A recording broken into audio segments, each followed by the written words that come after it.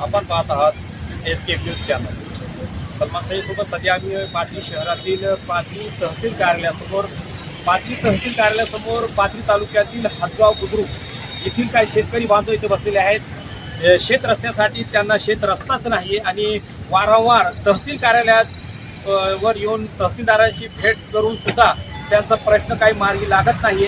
म्हणून त्यांना आज पाथरी तहसील कार्यालयासमोर बेमुदत आमरण उपोषणास बसावं लागलेलं आहे। आपण त्यांच्याशी सविस्तरपणे जाणून घेणार आहोत की असे काय प्रकरण आहे की यासाठी आपल्याला तहसील कार्यालयासमोर बसण्यात आलेले आहे, उपोषण करावं लागलेलं आहे। पाहूया एकदा काय प्रकरण आहे दादा की तुम्हाला तहसील कार्यालयासमोर बसावं लागेल। साहेबांची वगैरे आपलं बोलणं झालेलं आहे। तहसीलदार साहेबांसोबत आमचं 2023 पासून बोलणं चालू आहे। तयार नाही। वारंवार आम्ही अर्ज करून तहसीलदार साहेबांना आज कुठलाही पाया उचललेला नाही। कारण की या कारणामुळे आम्हाला आज मार्गी पडावं लागलं की आम्हाला उपोषण करायच्या मार्गी पडावं लागलं। तहसीलदार साहेब आम्हाला 2 ते 3 दिवसाखाली साहेबाला आम्ही निवेदन देताना विचारलं की साहेब आमच्या रस्त्याचा काय निर्णय केला। साहेबांना सांगितलं आम्ही चौकशी लावू। याच्या आधी वारंवार 4 ते 5 वेळेस सांगितलं चौकशी लावू, त्याच्यावर काहीच केलं नाही। आता डबल विचारलं तर आता त्याचं म्हणणं आलं, आम्ही त्यांना म्हणलं काय मिळेल ते म्हणले काय नाही बघू, चौकशी लावू, असं करू तसं करू, फलाना दिसताना करू सांगून आम्हाला काढून देण्याचा प्रयत्न केला। तहसीलदार साहेबांना आम्ही सांगितलं आम्ही उपोषणाला बसू, तर त्याचा डायरेक्ट शब्द आला आमच्यासाठी की तुम्ही बसू शकतात।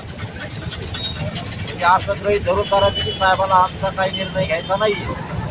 त्याच्यामुळं आमचं प्रकरण असं आहे म्हणजे हदगाव तालुका पाथरी जिल्हा परभणी येथील गट नंबर 20 मधील आम्ही शेतकरी आहेत। सदरीत जायला आम्हाला आता सध्या पर्यायी मार्ग बी नाही आणि शेत रस्ताही नाही। आम्हाला आमचा योग्य रस्ता मिळावा याबाबत याकरिता आम्ही तहसील कार्यालयासमोर आमरण उपोषणाला बसलो आहोत।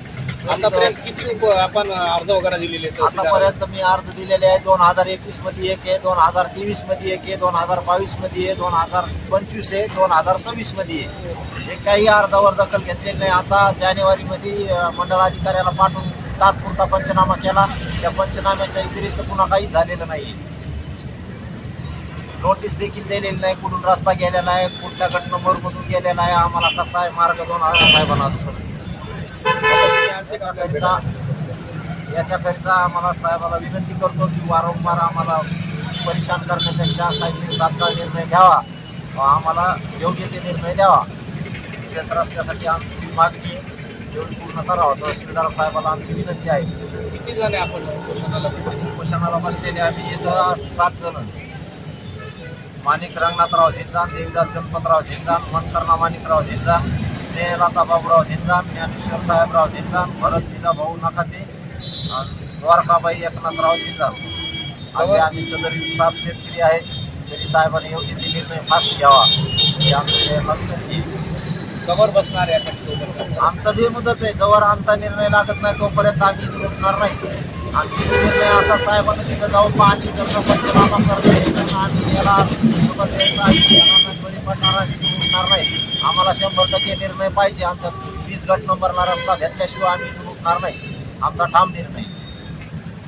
आमच्यासोबत आहे शेतकरी शेत शिवार हदगाव बुद्रुक गट क्रमांक 20 मध्ये त्यांचा गाडी रस्ता बंद केलेला आहे। ते खुला करण्यासाठी त्यांनी 27 डिसेंबर 2021 रोजी तहसील कार्यालय पाथरी येथे त्यांनी निवेदन दिलेले होते। त्याच्यानंतर वारंवार त्यांनी 4 ते 5 वेळेस निवेदन दिलेले आहेत, पण त्याचा काहीच परिणाम झालेला नसून त्यांना याचा फायदा व्हावा, ते रस्ता मोकळा करून देण्यात यावा यासाठी त्यांना आज आमरण उपोषणास बसावं लागलेले।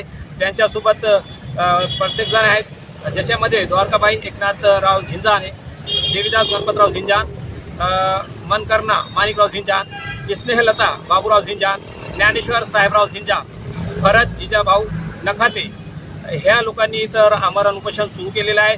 जोपर्यंत त्यांचा गाडी रस्ता खुला करून तहसीलदार देत नाही तोपर्यंत त्यांचा आमरण उपोषण चालूच राहणार असल्याचे या शेतकरी बांधवांनी सांगितलेले आहे।